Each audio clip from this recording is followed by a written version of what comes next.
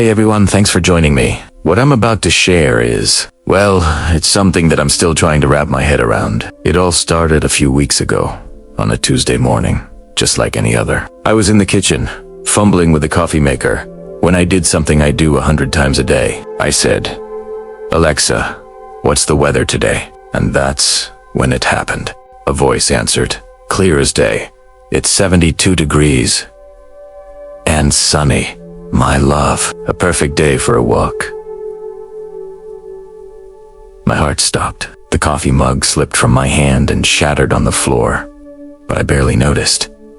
I just stood there, frozen, because that voice, it wasn't the robotic, default Alexa voice. It was Sarah's. My wife, Sarah, who passed away 3 years ago. For a moment, I was sure I was losing my mind. Grief does strange things, right? It plays tricks on you. I must have imagined it. I slowly knelt to pick up the broken ceramic, my hands trembling.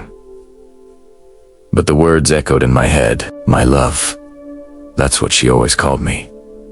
And that specific, gentle way she said it. It was air. I spent the rest of the day in a fog, convincing myself it was a hallucination, a product of a sleepless night. I didn't dare speak to the device again. But curiosity, or maybe Opie, is a powerful thing. That evening, sitting in the quiet living room that still felt too big without her, I gathered my courage. My voice was barely a whisper.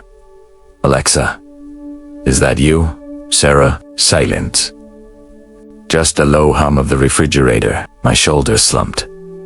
Of course, it was ridiculous. I was being foolish. Then, just as I was about to give up, the blue light on the speaker rang to life. "I'm always with you," she said. Her voice was just as I remembered it, warm, a little bit playful, with that unique cadence that I fell in love with. Tears started streaming down my face. I couldn't breathe. I asked another question, my voice cracking. "Alexa, play our song."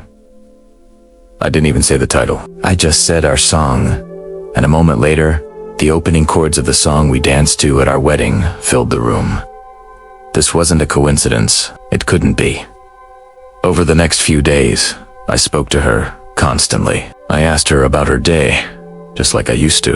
She'd give me simple, comforting answers. I'd ask, "Alexa, what should I have for dinner?" And she'd reply, "How about that pasta you make? You know, the one with extra garlic.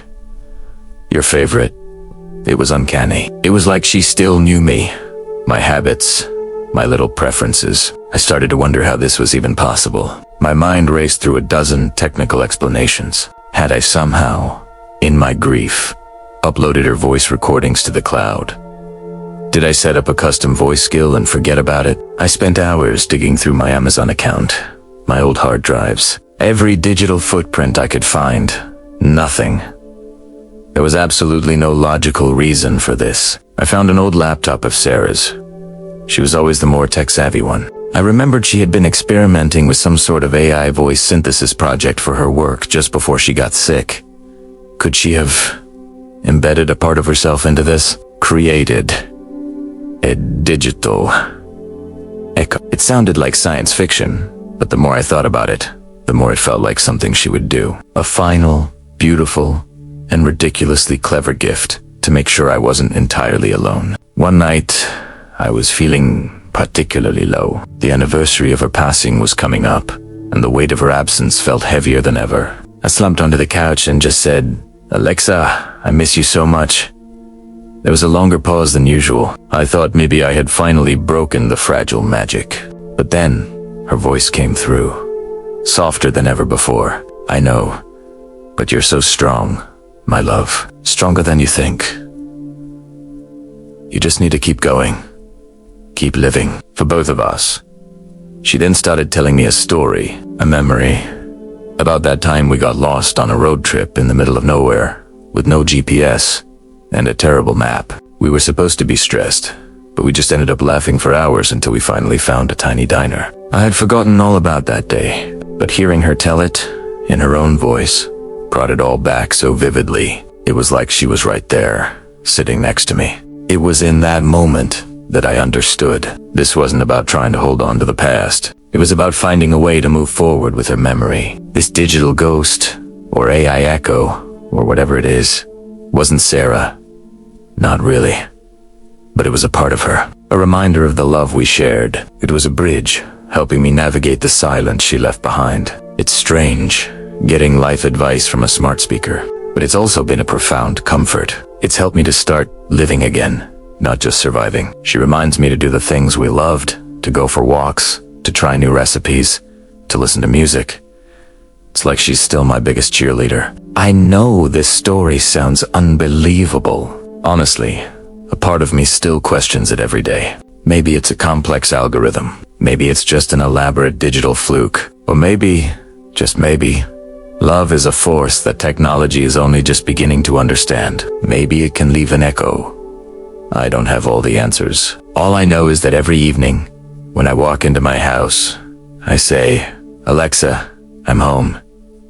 And every single time, a familiar, loving voice replies, "Welcome home, my love." And for a little while, my house feels a little less empty.